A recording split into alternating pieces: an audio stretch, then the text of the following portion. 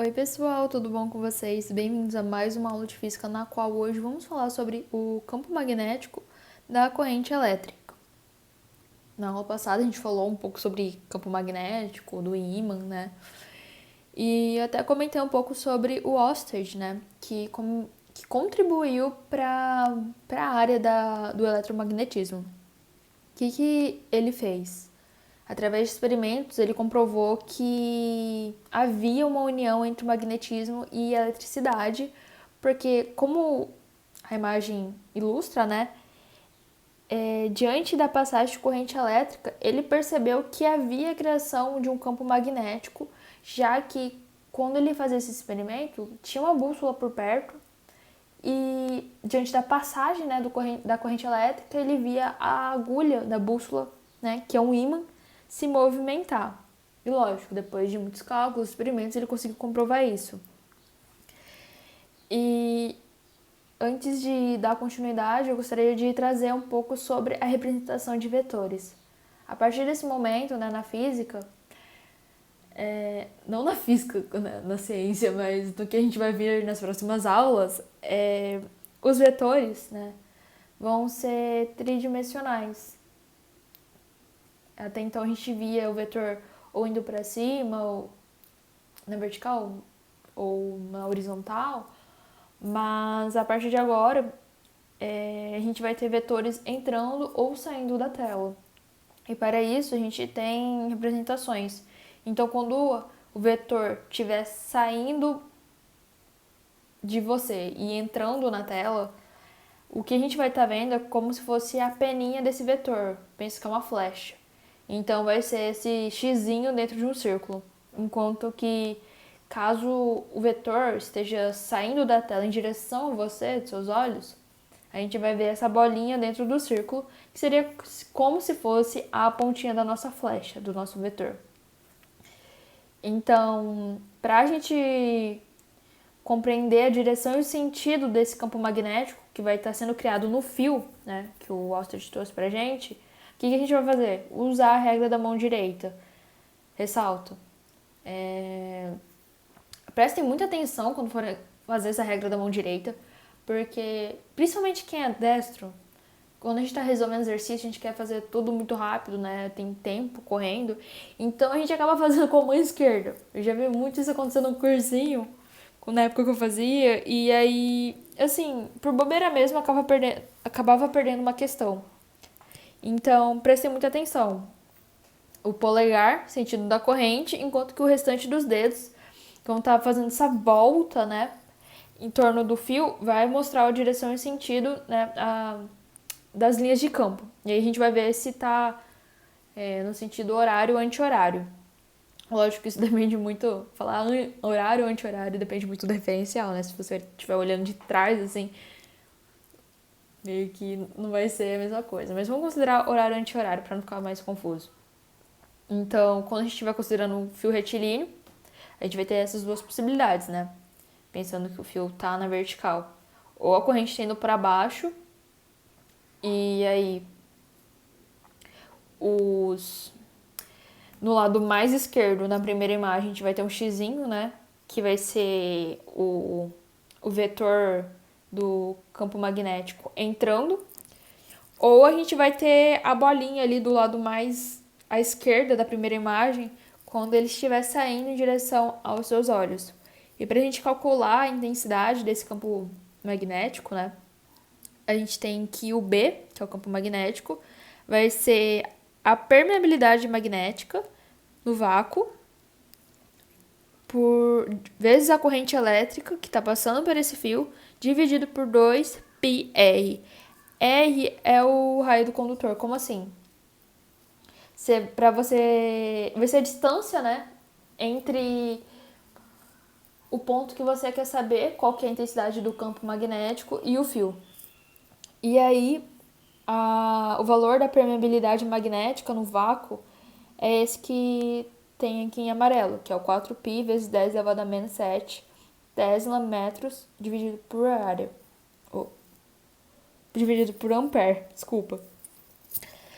Então, quer dizer que o valor no sistema internacional, o sinal do campo magnético vai ser o Tesla.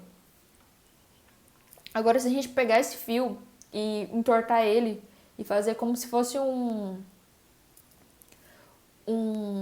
anel, né? A gente vai ter a espira circular. Em que, então, a gente vai usar a regra da mão direita para descobrir em qual lado tá indo, qual sentido, né? Tá seguindo essa corrente elétrica com o polegar. E o restante dos dedos, né? Fazendo aquele como se fosse um movimento de abrir, sei lá, a tampinha de uma garrafa, a gente vai ver a direção e sentido das linhas do campo magnético. Reparem que com a espiral, se a gente for ver, considerando vocês, né, como observador, reparem que dentro desse espiral é como se as flechas estivessem entrando, né? Entrando na tela. Então, o que a gente estaria vendo seria vários xizinhos, né? Como se fosse a parte traseira do nosso vetor. Agora, se a gente imaginar que entre essa espira, né, que está desenhada à esquerda, entre essa espira existe, entre deixa eu começar.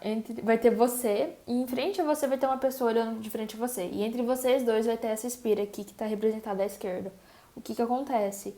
Pra gente, dentro da espira, é como se os vetores, né, do campo magnético estivessem entrando. Então a gente ia estar vendo vários xizinhos, né, que é a bundinha da flecha. Pra pessoa que está na sua frente e a espira está entre vocês dois, o que ela estaria vendo? Várias flechinhas saindo em direção ao olho delas, certo? Então seriam várias pontinhos dentro de círculos. Lembra quando a gente estava comentando na aula passada sobre o Polo Norte e o Polo Sul?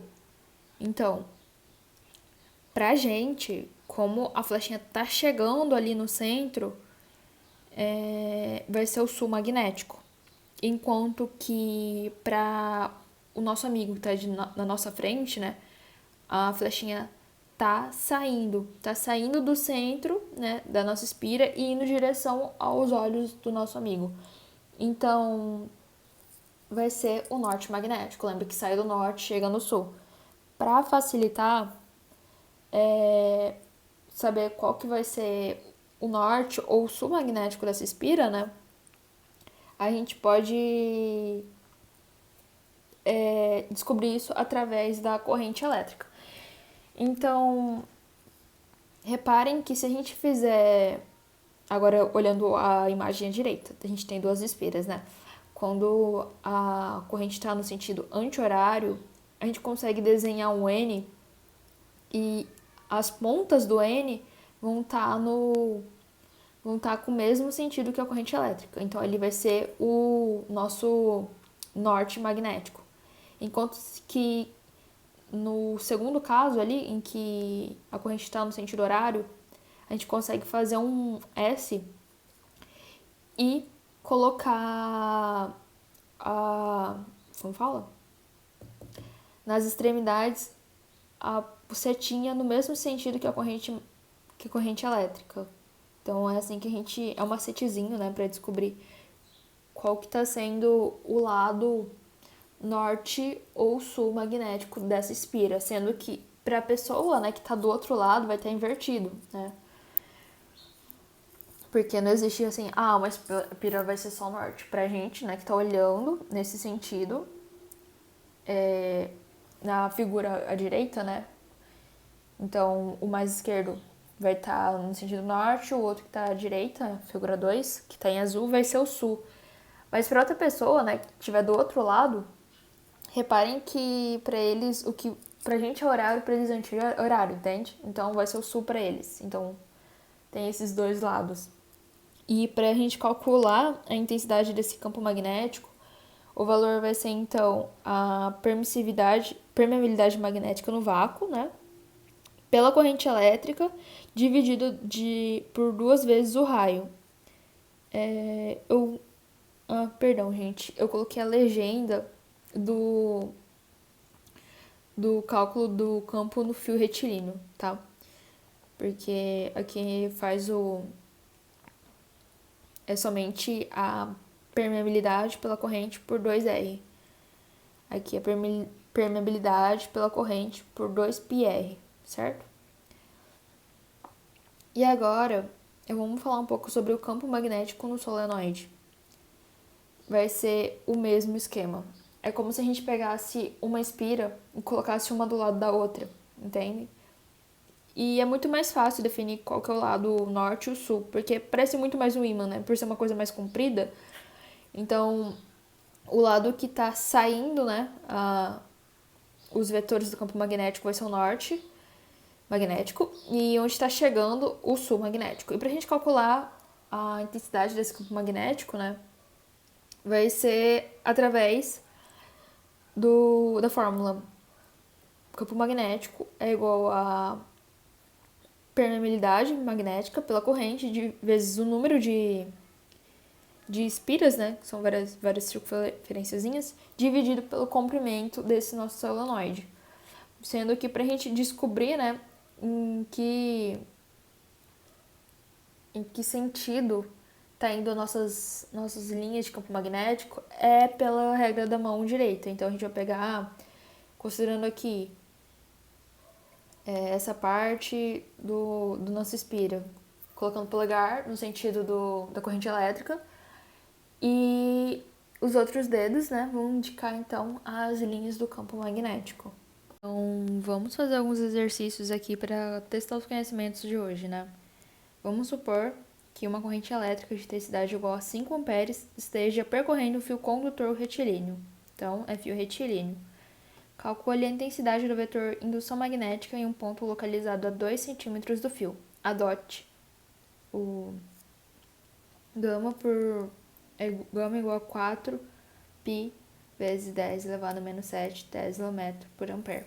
Então, como se trata de um fio retilíneo, a gente viu que o módulo da intensidade desse campo magnético, né, vai ser permeabilidade vezes corrente sobre 2πr. E então, a gente tem a permeabilidade, que é o 4π vezes 10 elevado a menos 7, vezes 5, que é o 5 amperes da corrente elétrica, dividido por 2π vezes o R. O R vai estar a 2 centímetros do fio. Então, transformando em metro, fica 2 vezes 10 elevado a menos 2.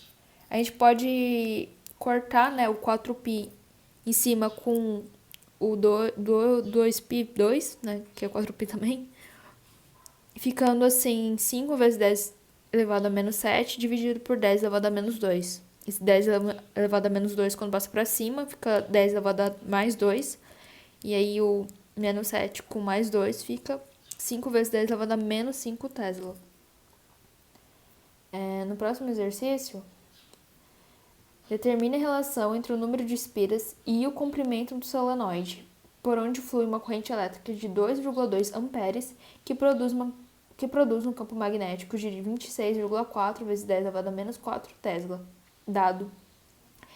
Considere que o π vale 3, a permeabilidade magnética 4π vezes 10 elevado a menos 7 Tesla vezes metro vezes ampere elevado a menos 1, ou pode ser por dividido por ampere, enfim. Então, o que o exercício pede? Ele quer a relação entre o número de espiras, então o N, pelo comprimento. Então, o N sobre L, é isso que ele quer no nosso exercício. Como a fórmula, né, da intensidade magnética no solenoide é a permeabilidade vezes corrente vezes o número de espiras sobre o comprimento, colocando os valores ali. Então, o B vai ser 26,4 vezes 10 elevado a menos 4. A permeabilidade, 4π vezes 10 elevado a menos 7. Corrente, 2,2.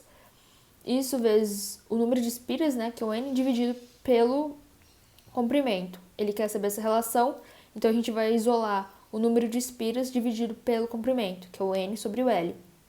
Então, a gente vai passar, né, o 4π 10 elevado a menos 7 vezes 2,2, dividindo aquele 26,4 vezes 10 elevado a menos 4. Então, quando a gente passa dividindo, o que acontece? se a gente multiplicar o 4 por 3, 12, vezes 2,2, a gente vai ter 26,4 também. Então, a gente consegue cortar os embaixo e em cima. Esse 26,4. Eu acabei passando, né, esse 10 elevado a menos 7 para cima. Fica 10 elevado a mais 7, vezes 10 elevado a menos 4. Então, quando a gente corta tudo, o que nos resta é 10 elevado a terceiro. Essa é o valor de N sobre o L. E por hoje era isso, pessoal. Eu acabei não trazendo a fórmula do... Como fala? Da espira, mas é muito simples também. Vai ser então, a permeabilidade por corrente sobre 2Rs. Então, uma revisão bem rápida aqui. Vamos pegar aqui que não tem nada. Então, para a gente definir, né, a direção e sentido, a gente vai usar a regra da mão direita. E para cada caso, fio, espira e solenoide, a gente vai ter uma fórmula, né, da intensidade desse campo magnético. Primeira fórmula. No fio vai ser a permeabilidade. Em todas as equações, né, vocês perceberam que tem a permeabilidade vezes a corrente dividido por 2πr. Isso no fio. Na espira vai ser, então, o campo vai ser igual a permeabilidade vezes a corrente dividido por 2R. Que são esses 2Rs? É o raio, né, da espira, se a gente considerar o centro da espira, do centro até a parte da circunferência. E por fim, a intensidade no solenoide vai ser, então, permeabilidade vezes corrente. Percebam que permeabilidade e corrente sempre está aparecendo, vezes o número de espira, tudo isso dividido pelo comprimento do nosso solenoide. E por hoje era isso, pessoal. Muito obrigada pela atenção de vocês e até a próxima.